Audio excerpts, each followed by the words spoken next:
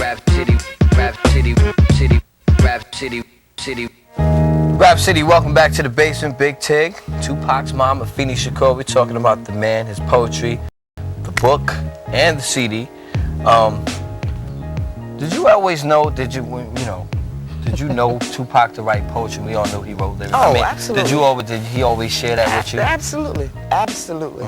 He wrote and he shared. I mean, Tupac shared a bunch of things with me, so we ain't even gonna go there. Tupac used to call after he had a date and share that with me, so we're not even gonna discuss the stuff he shared with me. But he wrote poetry from an early age. You know, he was very expressive and he loved language. Right. I'm sure, like many people who are creative, I think artists are artists early. Right. You know, and I think that people around them know early that they are talented and they are going to do something with their talent. And now, some of the poems are directed at you. How do you feel about some of those poems? You know what?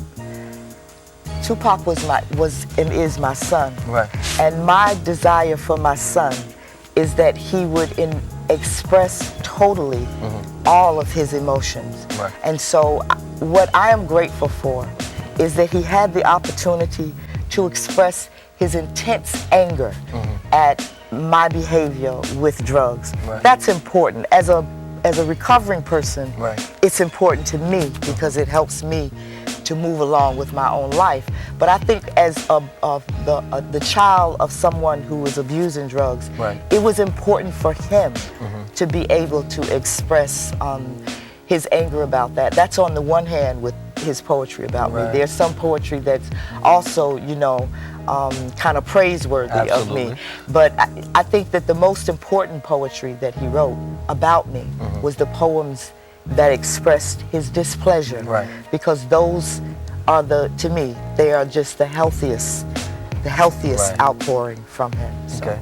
Now, it's to my understanding that there are two versions of the Panther poem. Absolutely. How did there come to be two versions? This is a wonderful thing. This is a wonderful thing. This is a wonderful thing.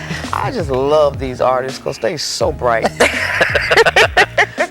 But Tupac wrote this poem, and you know, obviously there weren't very many men around from the party as he was growing up at a certain period. Tupac was born, well, I'm going to go through all of that, but let me just say that like most of the men were in jail or dead or dying or hiding or whatever. They weren't around.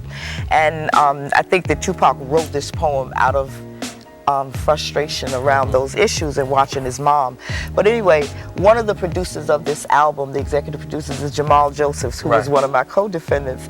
And so he saw Mos Def and he told Mos Def like how he should interpret this poem. And what he told him was the interpretation from, you know, exactly. But that wasn't what Tupac was trying to address, you know.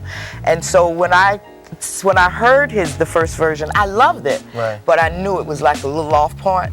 So when I saw him at the street, came by the studio, and I just went out in the parking lot and pulled him to the side and just talked to him a little bit about what I thought he and Tupac had in common in this poem, you know. Well, we're gonna not to cut you short. Oh, you have to because I talk so much.